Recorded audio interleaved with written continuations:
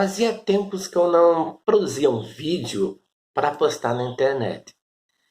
E hoje eu aproveitei essa data muito especial para novamente voltar a produzir vídeos simples, humildes e postar na internet. Hoje nós vamos falar sobre uma figura incomparável, um modelo para muitos cristãos, a figura de São José, chamada por muitos de padroeiro da igreja, cuja festa se celebra hoje, 19 de março. A figura de São José, ela foi descoberta pela própria igreja com uma certa lentidão, pois não há vestígios sobre o seu culto nos calendários litúrgicos antes do século IX. No Ocidente, o culto aparece formalmente no século XI, praticamente há 1000 anos atrás, quando dedicou-se a ele um oratório na Catedral de Parma, isso em 1704. E construiu-se uma igreja em sua honra em Bolonha em 1129.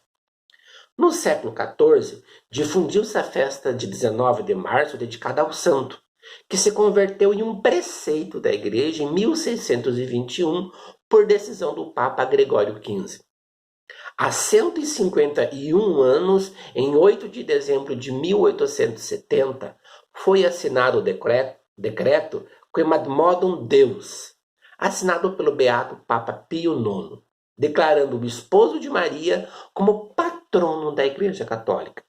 Mas o que significa esse título dado a ele de patrono? Segundo o dicionário Wise, patrono é um defensor, é um protetor, é um tutor de uma instituição, ou também, por outros dicionários, pode ser definido como aquele que luta e ou defende uma causa. Por isso que São José foi declarado patrono da igreja. Por isso também, por essa importância tamanha de São José, que no final do ano 2020 o Papa Francisco convoca o Ano de São José, que iniciou-se no final do ano passado, 2020, e vai até o final deste ano, 2021, com a carta apostólica Patris Corde, com o coração de pai. O Papa Francisco também, tamanha a importância de São José para ele, com um decreto da Congregação para o Culto Divino, de 1º de maio de 2013, incluiu uma menção de São José no cânon da missa, na oração eucarística, imediatamente após o nome de Maria e antes dos nomes dos apóstolos. Isso mostra muito a importância que o atual Papa Francisco dá à figura de São José. Mas quem foi São José? José é mencionado somente nos poucos parágrafos dos evangelhos da infância e nunca são citadas as suas palavras, somente as suas prontas ações. Qual era a profissão de José? No Evangelho de Mateus, capítulo 13, versículo 55, lê-se essa definição de Jesus. Não é este, por acaso, o filho do carpinteiro? O próprio Cristo é definido pelo evangelista Marcos, no capítulo 6, versículo 3, como carpinteiro. Muitas traduções da Bíblia estão acostumadas a traduzir a palavra grega tecton como carpinteiro. Porém, estudos mais recentes tendem a considerar essa definição de uma maneira um pouco diferente e a propor uma tradução mais próxima a um construtor, embora isso seja obviamente uma hipótese. Portanto, tecton, na época, indicava um operário que trabalhava com materiais mais duros, portanto não apenas madeira, mas também pedras, e que sabia fazer de tudo. Um indício que poderia indicar a solução de um José construtor seria algumas parábolas do seu filho Jesus, dedicadas à arte de construir uma casa. Por exemplo, em Mateus capítulo 7, versículos 24 e 26, Jesus diz assim: qualquer um, pois, que ouve essas palavras e as coloca em prática, é comparável a um homem prudente que edificou sua casa sobre a pedra. Merece também para nós um comentário à expressão de Mateus, que São José era um homem justo. O termo hebreu sadik explicam estudiosos, significa um homem exemplar, que respeita a lei, um hebreu praticante, observante, que possuía, portanto, certa cultura e que conhecia tanto o hebraico como o aramaico. A primeira língua, o hebraico, era a língua clássica de Israel. O aramaico já era a língua comumente usada naquela época, que o povo usava. Uma antiga tradição dos rabinos, uma tradição rabínica, relaciona o ofício de operário, construtor, com uma formação especial, ou seja, com um conhecimento especial do texto bíblico e com uma insólita capacidade para explicá-lo. Por isso que Jesus fazia leituras da Torá na sinagoga com tranquilidade. Em Mateus, capítulo 4, versículos 14 a 21, Jesus está na sinagoga de Nazaré e é convidado a ler um texto dos profetas e fazer um comentário, mostrando assim que ele era versado nas leituras da Torá, ou seja, era instruído. E com quem Jesus aprendeu essa instrução? Com seu pai terreno, José, que nesta interpretação era uma pessoa que tinha esse conhecimento bíblico da Torá, por ser um operário, um construtor. Outra coisa também importante a se mencionar sobre São José é que, segundo o direito hebraico, Jesus pertence a uma estirpe, uma linhagem real, a linhagem de Davi, por ser filho de José. O primeiro dos dois evangelhos da infância, o de Mateus, ocupa-se inteiramente da figura do pai terreno de Jesus, para destacar que o menino pertence à estirpe de Davi. Ele coloca São Mateus no capítulo 1, 17 versículos só para fazer a linhagem de Jesus, mostrando a sua ligação desde Abraão até Davi e até José. Vamos ver essa citação. Mateus 1, 1 a 17. Genealogia de Jesus Cristo, filho de Davi, filho de Abraão. Abraão gerou Isaque, Isaque gerou Jacó, Jacó gerou Judá e seus irmãos. Jacó gerou de Tamar, Farés e Sara. Farés gerou Esrom, Esrom gerou Araão, Araão gerou Aminadade, Aminadade gerou Naasson, Naasson gerou Salmão, Salmão gerou Boz de Raabe. Boz gerou Obed de Ruth. Obed gerou Jessé, Jessé gerou o rei Davi. O rei Davi gerou Salomão, daquele que fora mulher de Urias. Salomão gerou Roboão, Roboão gerou Abdias, Abdias gerou Asa, Asa gerou Josafá, Josafá gerou Jorão, Jorão gerou Osias, Osias gerou Joatão, Joatão gerou Acás, Acás gerou Ezequias, Ezequias gerou Manassés, Manassés gerou Amon, Amon gerou Josias, Josias gerou Joconias e seus irmãos no cativeiro da Babilônia.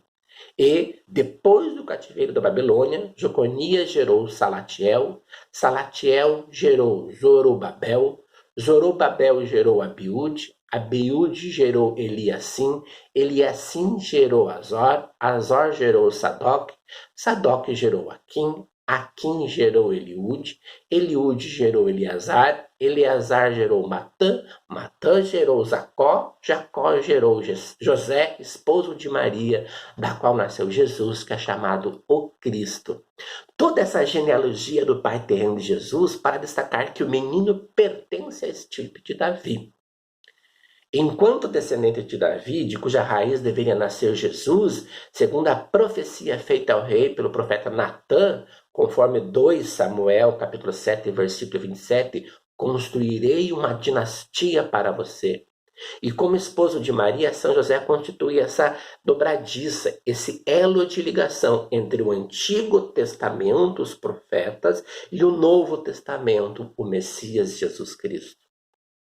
José assume essa importância particular quando aceita um menino, filho da sua jovem e prometida esposa, que não é seu. José, ele era fiel à lei Torá, ele era um homem justo. Ele era fiel à lei, à tradição judaica, e não queria, em hipótese alguma, ferir Maria. José era noivo de Maria. E quando descobre que ela estava grávida, fica transtornado sem saber o que fazer, porque era inadmissível pensar que uma mulher poderia ficar grávida por obra do Divino Espírito Santo, e que essa mulher ainda pudesse ser sua esposa. A lei judaica da época dizia que um ato de adultério deveria ser denunciado e que tal mulher fosse apedrejada em praça pública. José sente uma angústia imensa com a gravidez incompreensível de Maria, mas não quer difamá-la. José era um homem justo. Não querendo difamá-la, ele decide secretamente, conforme Mateus 1,19. José, seu marido era justo, não queria denunciar Maria e pensava em deixá-la sem ninguém saber.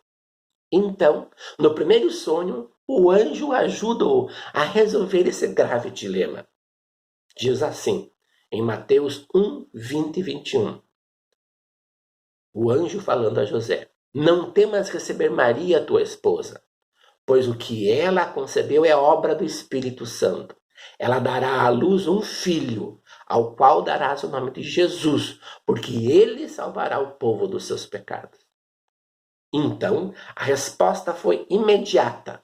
Mateus 1, 24. Despertando do sono, José fez como lhe ordenou o anjo. Repare que aqui não aparecem as falas de José, só sua ação. José fez como lhe ordenou o anjo.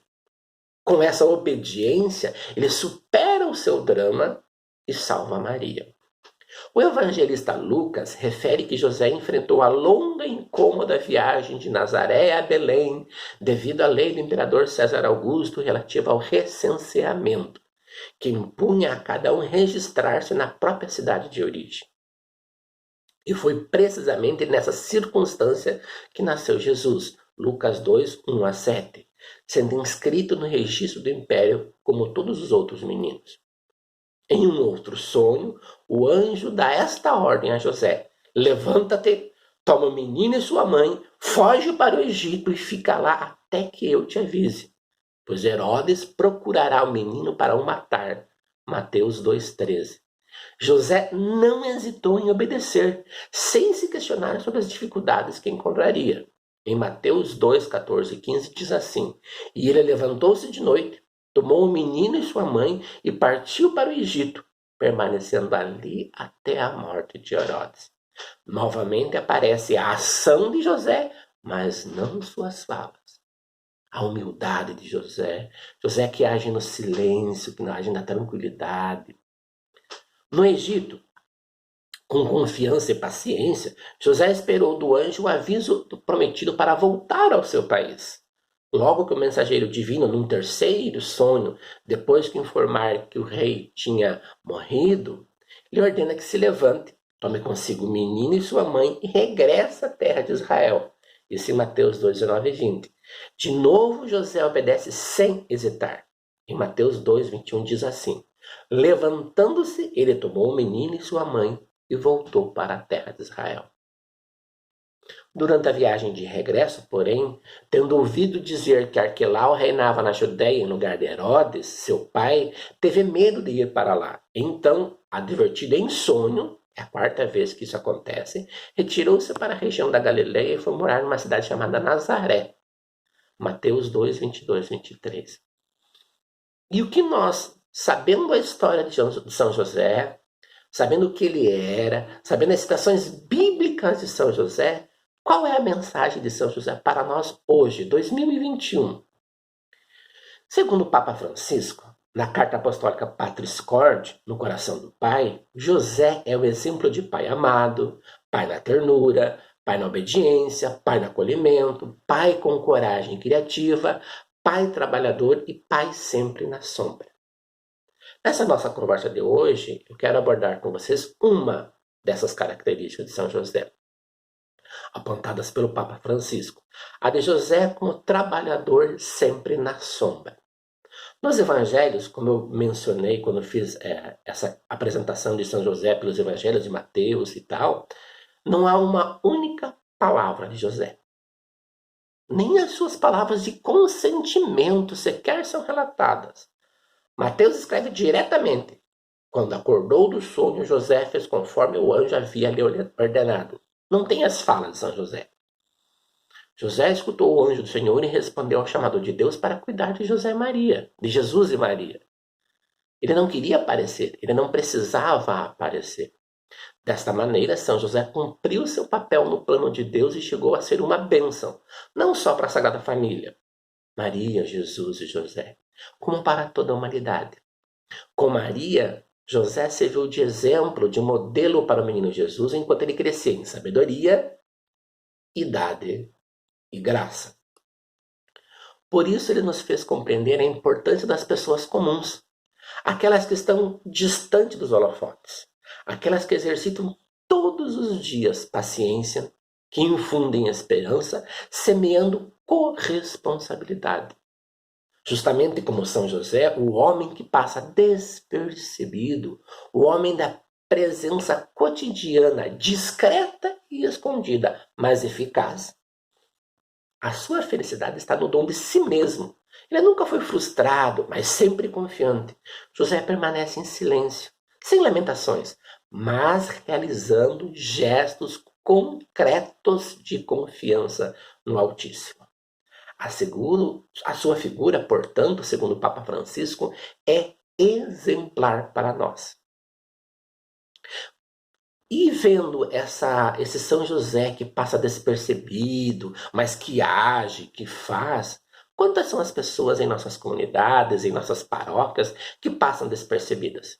Que agem no silêncio discreto, mas que têm um protagonismo corajoso e forte. Quantas são as pessoas em nossas igrejas sem as quais a vida comunitária não andaria? Catequistas, apostolado da oração, Legião de Maria, Pastoral da Juventude, capelinhas, liturgia, música, cuidado e ornamentação das igrejas. E as pessoas que trabalham em festas e ações da comunidade? Esses são alguns exemplos de pessoas e ações que trabalham no silêncio, mas fortificam a igreja cada vez mais. Podem muitas vezes nem ser percebidas ou valorizadas, mas são essenciais para o caminhar e desenvolver da igreja local. Esta é, portanto, a primeira e a grande lição que eu quero trazer para vocês hoje, que podemos aprender com São José: o trabalho no silêncio.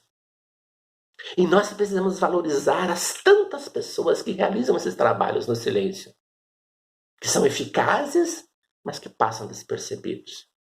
Essas pessoas, elas não precisam de um presente ou de aparecer lá na frente no altar da igreja, mas elas precisam sim de um reconhecimento sincero. Um muito obrigado, um sorriso, um abraço, quando puder dar abraço, um apoio, um incentivo. Portanto, aprendamos com São José a confiar no Senhor, a trabalhar no silêncio e a seguir fazendo a obra do Senhor na sua igreja. Mas em 2021, nós não podemos esquecer que nesses tempos de pandemia, temos também que lembrar que as nossas vidas são tecidas e sustentadas por pessoas comuns, que são habitualmente esquecidas, que não aparecem nas manchetes dos jornais, em revistas e tal, mas que hoje estão, sem dúvida, a escrever os acontecimentos decisivos da nossa história. Médicos, enfermeiros e enfermeiras, trabalhadores dos supermercados, pessoal da limpeza, curadores, transportadores, forças policiais, voluntários, sacerdotes, religiosas e muitos, mas muitos outros que compreenderam que ninguém se salva sozinho. Quantas pessoas, dia a dia, exercitam a paciência e infundem esperança, tendo a peito não semear pânico, mas corresponsabilidade. Também quantos pais, mães, avós, irmãos mais velhos, professores mostram às nossas crianças, com pequenos gestos no dia a dia, como enfrentar uma crise, como atravessar esta crise, readaptando hábitos, levantando o olhar e estimulando uma oração.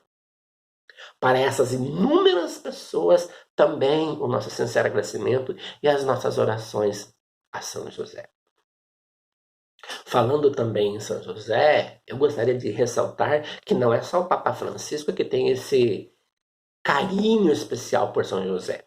No dia 19 de março de 2006, o Papa Ratzinger recordou a figura desse santo e destacou lá em 2006 que a grandeza de São José, junto com Maria, ressalta ainda mais, porque sua missão foi desempenhada na humildade e no ocultamento da casa de Nazaré.